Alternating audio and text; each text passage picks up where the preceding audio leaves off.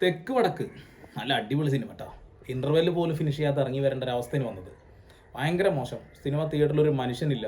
എനിക്ക് ടിക്കറ്റ് ഞാൻ പൈസ കൊടുത്ത് വാങ്ങിയതല്ല. അവിടെ ഏതോ ഒരു ടീം ടിക്കറ്റ് എടുക്കണ്ട സിനിമയ്ക്ക് ഞാൻ കയറ്റാന്ന് പറഞ്ഞിട്ട് സിനിമയ്ക്ക് ഒരു 10-25 ആൾക്കാരെ കയറ്റി വെച്ചിട്ടുണ്ട്. അതിൽ ഞാനും കയറിയിട്ടിരുന്നു.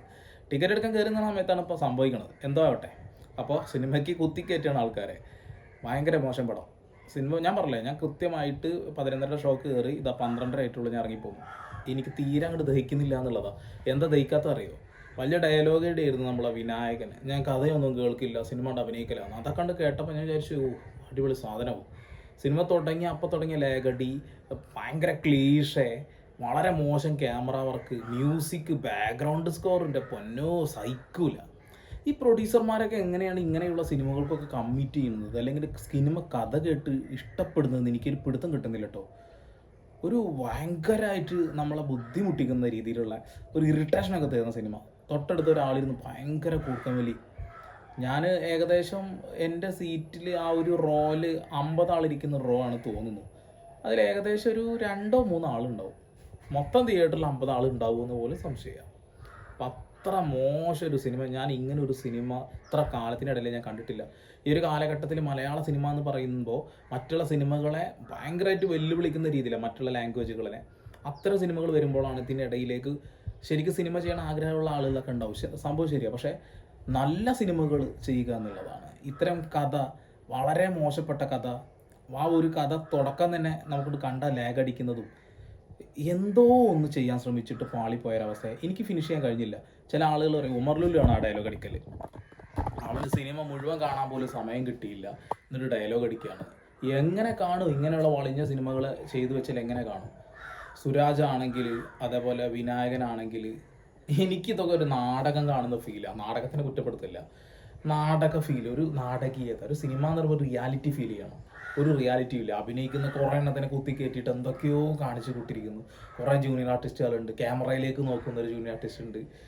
ഇത്ര നേരം കൊണ്ട് ഞാൻ കണ്ടെത്തിയ കുറച്ച് സാധനങ്ങളാണ്. ഒരു സിനിമ കാണണം, ഞായറാഴ്ചയാണ്, നല്ലൊരു സിനിമ കാണണം എന്ന് ആഗ്രഹിച്ചു പോയി കണ്ടതാണ്. പൈസ പോയി എന്നല്ലാതെ എനിക്ക് വേറെ ഒന്നും പറയാനില്ല. വളരെ മോശം സിനിമ. ഇങ്ങനെയുള്ള സിനിമകളൊക്കെ വരുമ്പോൾ സത്യം പറഞ്ഞ മലയാള സിനിമകളെ മൊത്തത്തിൽ നശിപ്പിക്കുന്നത് പോലെ എനിക്ക് തോന്നിയിട്ടുള്ളത്. ഇത്തരം സിനിമകൾ, കഥകൾ കേൾക്കുന്ന പ്രൊഡ്യൂസർമാരോടാണ് പറയാനുള്ളത്, നിങ്ങളുടെ പണം അത് വെള്ളത്തിൽ വെച്ച വര പോലെയാവും, കാണൂല. അപ്പോൾ ദയവ് ചെയ്ത് മലയാള സിനിമ നല്ലൊരു രീതിയിൽ മുന്നോട്ട് പോകുമ്പോൾ ഇത്തരം വളിഞ്ഞ സിനിമകൾ ഇറക്കാൻ സമ്മതിക്കരുത് എന്നുള്ളതാണ്. നമ്മൾ സമ്മതിക്കരുതല്ല, പ്രൊഡ്യൂസർമാർ സമ്മതിക്കരുത് എന്നുള്ളതാണ്. എനിക്ക് തീരാണ്ട് ദഹിച്ചില്ല. അഭിപ്രായങ്ങൾ പലതും പല രീതിയിലാവും. എൻ്റെ അഭിപ്രായം ഇതാണ്, സിനിമ 5 പൈസക്ക് കൊള്ളില്ല. ഞാൻ എന്തായാലും അവിടെ പോയി ആ തിയേറ്ററിൽ പോയി AC ഒക്കെ കൊണ്ടിരുന്ന് കണ്ടതാണ്, ഫ്രീ ആയിട്ട് കണ്ട സിനിമയാണ്. ആ ഒരു ഇതിൽ എനിക്ക് പൈസ നഷ്ടമൊന്നുമില്ല. ഇനിയിപ്പോൾ ഞാൻ അങ്ങനെ ഒരു ഇത് വരണ്ട വെച്ചിട്ട് അവിടുന്ന് ഒരു കോഫിയും ഒരു ചായയുടെ കടിയൊക്കെ കഴിച്ചിട്ട് ഞാൻ അതെങ്കിലും ആ തിയേറ്ററുകാർക്ക് കിട്ടിക്കോട്ടെ എൻ്റെ വക എന്ന രീതിയിൽ ഞാനങ്ങ് ചായ ഇതൊക്കെ കുടിച്ച് ഞാനിട്ട് പോകുന്നു. ശരിക്കും ഞാൻ പറയുകയാണ്, മലയാള സിനിമ നല്ല ഉയർച്ചയിൽ നിൽക്കുമ്പോൾ ഇത്തരം സിനിമകൾ വന്നിട്ട് നശിപ്പിക്കരുത് മലയാള ഇൻഡസ്ട്രിയെ.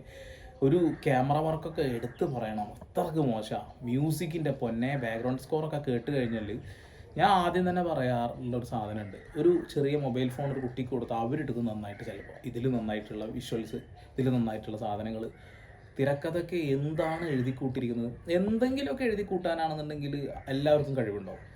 കഴിവുള്ള ആളുകളെ തെരഞ്ഞു പിടിച്ച് ഒരുപാട് ആളുകൾ കഷ്ടപ്പെടുന്നുണ്ട് സിനിമയിൽ കയറാൻ വേണ്ടിയിട്ട്. ഇത്തരം സിനിമകൾ വരുമ്പോൾ അത്തരം ആളുകൾക്ക് പോലും ഇതിലേക്ക് കടന്നു കയറാൻ കഴിയുന്നില്ല എന്നുള്ളൊരു കാര്യം ഞാനിവിടെ ഓർമ്മിപ്പിക്കുകയാണ്. തെക്ക് വടക്ക്, അത് തെക്ക് വടക്കായിട്ട് തന്നെ കിടക്കുന്നു, ആരും പടത്തിനും വരുന്നില്ല, അതാണ് അവസ്ഥ.